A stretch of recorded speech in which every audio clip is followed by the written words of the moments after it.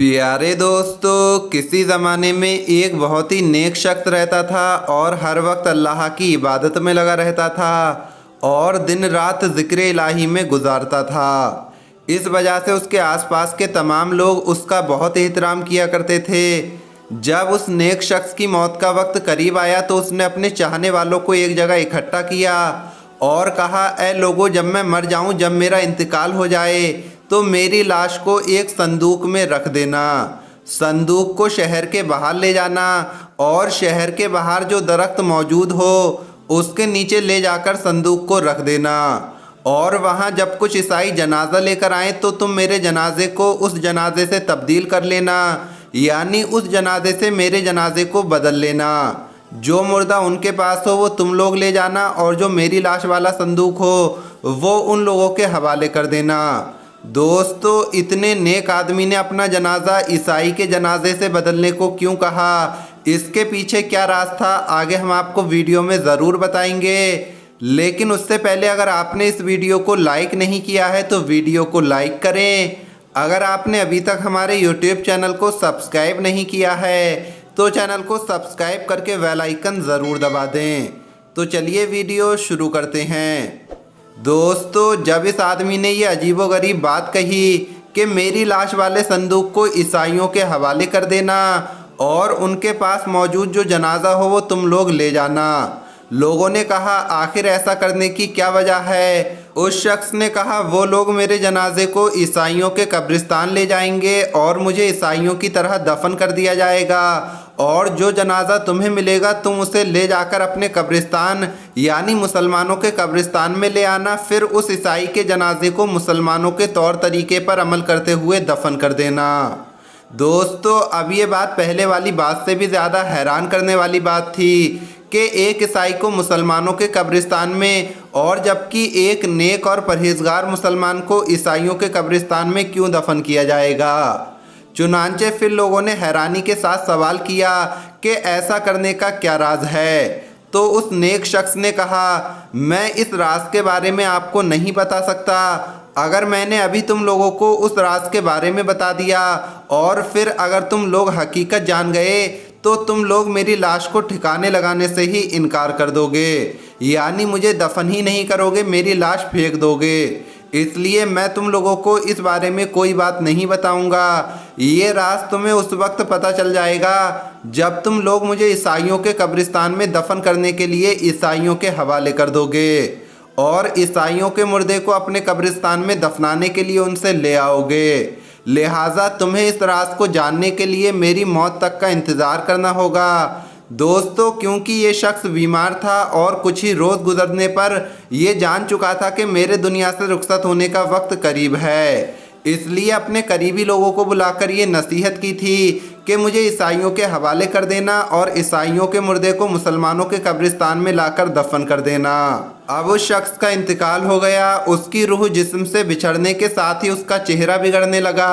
उसका चेहरा जो पहले नूरानी था उससे नूर झलकता था, अब वो बदनुमा होने लगा। लोगों ने उसकी लाश को गुस्ल दिया और कफन पहनाने के बाद उसकी वसीयत के मुताबिक लाश को एक बहुत बड़े संदूक में डाला और उस संदूक को शहर के बाहर ले जाया गया।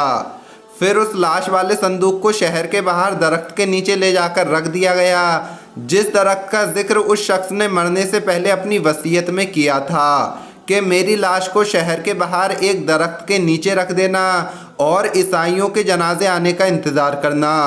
लोगों ने ऐसा ही किया। वो लोग ईसाइयों के जनाजे का इंतज़ार करने लगे, जैसा कि उस शख्स ने मरने से पहले बताया था कि ईसाइयों का एक जनाजा गुजरेगा तो तुम मुझे उसके हवाले कर देना और उसके जनाजे को ले जाकर तुम अपने कब्रिस्तान में दफन कर देना। दोस्तों, ये लोग खड़े होकर इंतज़ार कर रहे थे कि इतने में कुछ ईसाई लोग वहाँ पर एक जनाजा लेकर पहुँचे और वहीं पर रुक गए। मुसलमानों ने वो संदूक ईसाइयों को दिया और उनसे ईसाइयों का जनाजा ले लिया। अब जब दोनों जनाजों का तबादला हो गया, यानी मुसलमान का जनाजा ईसाई के पास और ईसाइयों का जनाजा मुसलमान के पास आ गया, तो मुसलमानों ने ईसाइयों से सवाल किया कि आखिर जनाजा क्यों तब्दील किया गया है और एक दूसरे के कब्रिस्तान में दफन करने का क्या बड़ा राज है?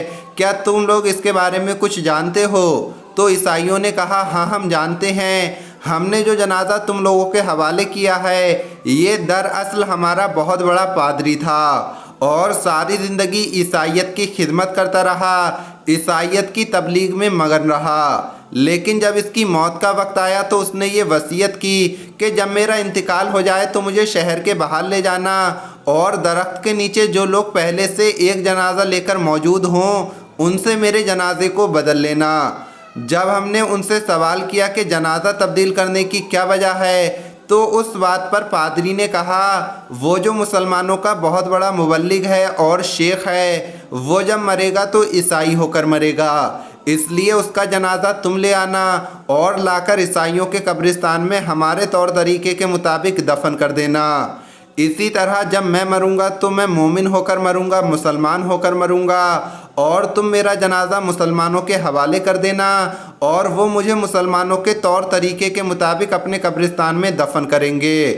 دوستو پھر وہ کہنے لگے ہم نے سوال کیا آخر ایسا کیا ہوگا جو تم ساری زندگی عیسائی رہے اور مرتے وقت اسلام میں داخل ہو جاؤ گے، مسلمان بن جاؤ گے، اور جو ساری زندگی دین اسلام کی خدمت کرتا رہا، تبلیغ کرتا رہا، وہ مرتے ہوئے عیسائی ہو جائے گا؟